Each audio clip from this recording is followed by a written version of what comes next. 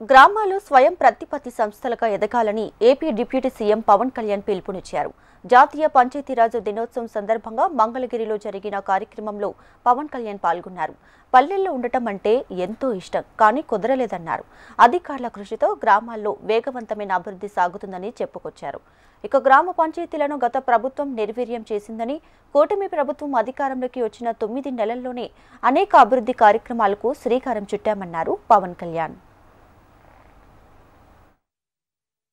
జాతీయ పంచాయతీ దినోత్సవం సందర్భంగా కొత్త ప్రభుత్వం ఏర్పాటైన సందర్భంలో నేను పంచాయతీ శాఖ బాధ్యత తీసుకున్నప్పుడు నేను ఇది చాలా ఇష్టంగా ఎంచుకున్నాను. ఇది అందరూ రకరకాలుగా ఊహించుకున్నారేమో కానీ నేను మటుకు గ్రామాలు భారతదేశానికి, మన దేశానికి పట్టుకొమ్మలు.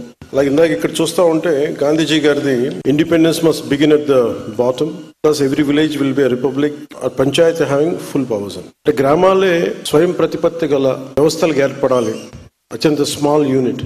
అది నాకు చాలా అవగాహన ఉంది. ఇందాక పట్టాభి గారు చెప్పినట్టుగా నేను పట్టణాల్లో చిన్న చిన్న టౌన్స్ లో పెరిగానేమో కానీ నా గుండెల్లో ఎప్పుడు పల్లె ఉంటుంది, పల్లె అభివృద్ధి. ఎందుకంటే నేను చిన్నప్పుడు పల్లెల్లో ఉండాలనే కోరిక నా జీవితంలో ఎప్పుడు కుదరలేదు, ఇప్పుడు కూడా కుదరకపోవచ్చు. కానీ పల్లె అభివృద్ధి చాలా చాలా కీలకం.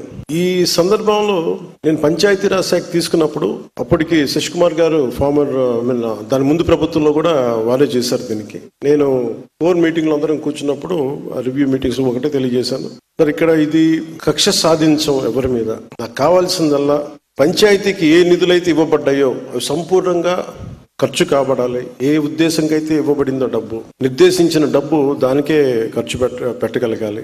ఎలాంటి అవకతవకలు లేకుండా దయచేసి చూడండి అని చెప్పి ఆ బాధ్యత తీసుకున్నప్పుడు ఆయన చాలా మనస్ఫూర్తిగా, శశిభూషణ్ గారు చాలా మనస్ఫూర్తిగా తీసుకొని మేము మన ఇన్ని కార్యక్రమాలు చేస్తుంటే వెన్నంటే ఉన్నందుకు ముందుగా శశికుమార్ గారికి నా ప్రత్యేకమైన ధన్యవాదాలు. అలాగే ఇక్కడ కేరళ నుంచి మన ఆంధ్ర సేవ చెయ్యాలని చెప్పి వచ్చిన కృష్ణతేజ గారికి, మీరే లేకపోతే ఈ రోజు ఇంత విజయవంతంగా, ఇంత వడివడిగా రోడ్లు వేయటం నిర్మాణం దగ్గర కావచ్చు, ఫామ్ పాండ్స్ కావచ్చు, నీటి తొట్టులు కావచ్చు, గ్రామాల రహదారులు కావచ్చు, అదే స్థాయిలో కింద గ్రామ స్థాయిలో కూడా వ్యక్తులు బలమైన సమూహం లేకపోయి ఉంటే ఈ రోజున ఇంత వేగవంతంగా రోడ్లు వేసేవాళ్ళం కాదు.